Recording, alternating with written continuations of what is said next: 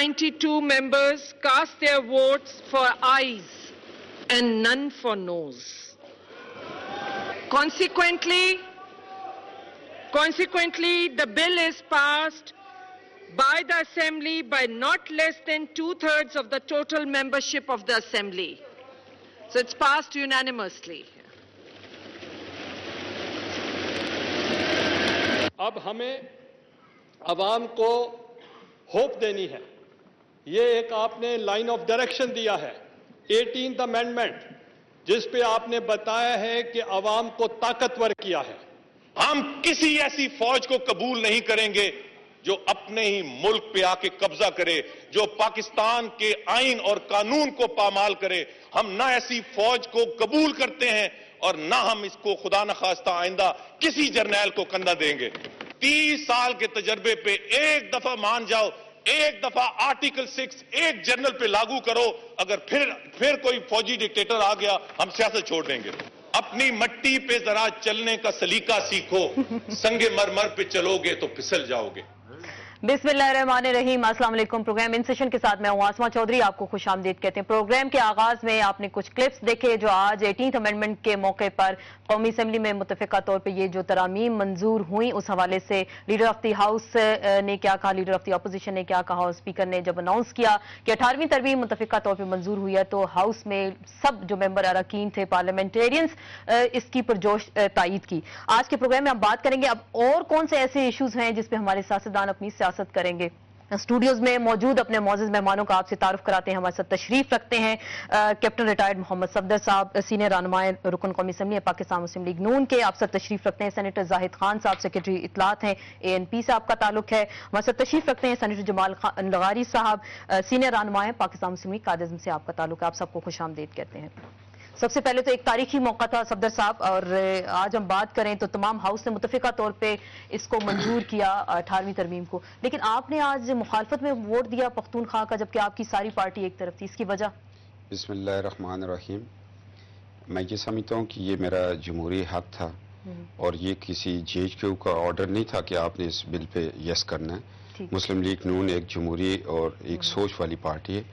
مجھے پختونخوا پہ نہیں, میں پہلے دن سے یہ بات کر رہا تھا پارلیمنٹ میں کہ جب تک NWFP کا نام تبدیل کرنا ضروری تھا, جب تک اس کا نام تبدیل نہیں ہوتا, آئین کے اندر تبدیل اس کا نہیں لکھا جاتا, تو کوئی شخص اس کو پختونخوا نہ کہے, کیونکہ پھر ہر ایک صوبے والا اپنے اندر صوبے بناتا پھرے گا.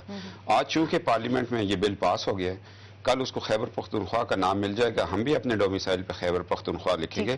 لفظ پختونخوا کے ساتھ مخالفت نہیں تھی, ہمارے پختونوں کے ساتھ رشتے ہیں, 500 سال پرانی ایک ہسٹری ہے. سب سے بڑا میں اپنے آپ کو افغان سمجھتا ہوں.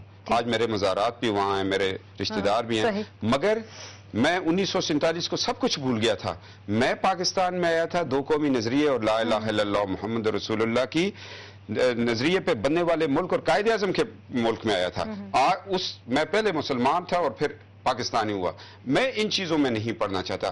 میرے ذہن میں ایک خط تھا جو اس وقت کے گورنر نے لارڈ ماؤنٹ بیٹن کو لکھا تھا, وہ 27 مئی 1947 کو لکھا گیا تھا.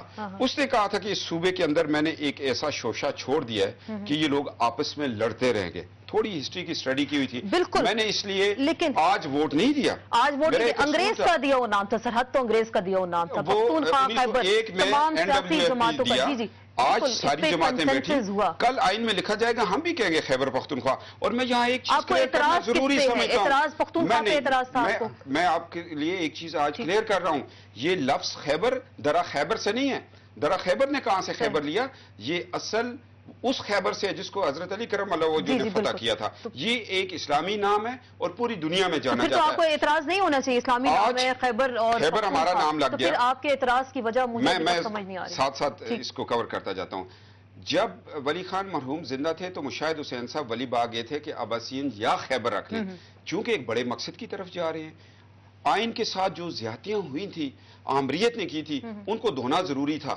اس لیے صوبے کے اندر دونوں ساری جماعتیں بیٹھی اور ہمارے CWC نے بھی انہوں نے خیبر مان لیا, ہم نے پختونخوا مان کے اس کام کو آگے چلایا کہ اس آئین کو پاک کرنا ہے. آئین کو پاک تو آج کر دیا گیا, اور جب جنرل ضیاء الحق کا آئین سے نام نکالا گیا اور ہم نے دیکھا جس طریقے سے سب نے ہاؤس میں اس پہ اپنا رائے کا اظہار بھی کیا, اور پرویز مشرف کے حوالے سے بھی کہا گیا کہ اس کو پھانسی دی جائے. آپ سے میں زاہد خان صاحب جاننا چاہوں گی, کنسنسس ہو گیا تھا دونوں پارٹیز کے درمیان, پھر مہتاب عباسی صاحب اور کیپٹن صفدر صاحب 2 ووٹ آج ایسے تھے, اور مرتضی عباسی, سردار فضل کریم صاحب انہوں نے بھی کیا, لیکن 2 نام ایسے. دیکھیں جی 4 تو انہوں نے یہ نہ کہیے, آپ یہاں پہ غلط آپ رہنمائی کر رہی ہیں.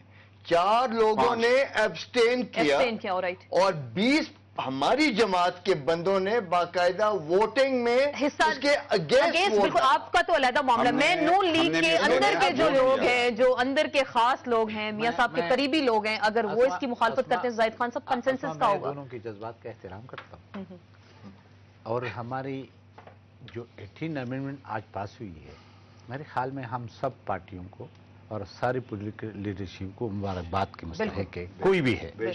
اس کی مین وجہ یہی کہ دیکھیں 18 امینڈمنٹ آپ کی دنیا کو بھی ایک میسج گیا کہ پاکستانی سیاسی لیڈرشپ اہلیت رکھتا ہے ہر ایک اس ایشو کی جو قوم و ملک کے مفاد میں ہو. کیونکہ ڈکٹیٹر جب بھی آتے تھے وہ یہ کہتے تھے کہ یہ جو پولیٹیکل لیڈرشپ ہے یہ اہل نہیں ہے ملک کو چلانے کے لیے, چور ہیں, ڈاکو ہیں, یہ آپس میں لڑتے ہیں, یہ ایک بات پہ متفق نہیں ہو سکتے ہیں. تو دیکھیں 18 امینڈمنٹ سے 38 کانسٹیٹیوشن کے بعد ایک بہت بڑا تحفہ ہے اس قوم کے لیے, اس دنیا کے لیے, اور خاص کر ان قوتوں کے لیے کہ جو بیک ڈور سے بوٹ کی طاقت پہ آ کے بیٹھ جاتے تھے, اور وہ آپ کا جتنا بھی ایک سٹرگل تھا وہ پھر ایک سرخانے میں پڑ جاتا تھا. تو میں آج تو بالکل کوئی ایسے بات نہیں کرنا چاہتا ہوں, میں سارے بھائیوں کا احترام کرتا ہوں, ان کے جذبات کا. میں جو ہزارے میں ہمارے جو دوست ابٹاباد میں آئے جلوس نکالتے ہیں, ہم اس کے بھی احترام کرتے ہیں, اس کے جذبات کی. لیکن ایک بات میں ضرور کرنا چاہتا ہوں کہ اس میں ایسے لوگ بھی انوالو ہیں کہ جو الیکشن ہار چکے ہیں, اور وہ اپنے آپ کا اشارہ کم سے کم, میں نام کسی کا نہیں لیتا ہوں, لیکن وہ کم سے کم ایسا نہ کرے کہ ان عوام سے جو بیچارے ہیں جن کی دکان بند کرواتے ہیں یا توڑ پھوڑ ہوتے ہیں, تو ان سے وہاں پہ جو میں عرض سن لینا, میں کسی کا نام نہیں لینا چاہتا ہوں, لیکن میں یہ کہنا چاہتا ہوں کہ دیکھیں ان لوگوں کے ساتھ ظلم نہ کرو, ان کے روزگار کو نقصان. ہمارے ملک میں تو ویسے بھی بے روزگاری ہے, ویسے بھی مہنگائی ہے, اور اگر 4 دن آپ اس کے شاپ کو بند کریں گے یا توڑ پھوڑ کریں گے تو اپنا ہی ہوگا. تو کم سے کم ان کے جذبات سے نہ کرے, اور ان کا اپنا غصہ اس چیز پہ ان سے نہ نکالے. وہ ہمارے بھائی ہے. ہم اس صوبے میں ایک بات نہیں, بالکل میں کہتا ہوں, ہمارے صوبے میں جو بھی زبان بولنے والا ہے, جو بھی نسل, جو بھی مذہب کے لوگ ہیں, ہم سارے برابر ہیں, ہم میں کوئی تفریق نہیں ہے, چاہے وہ چارسدہ ہے, چاہے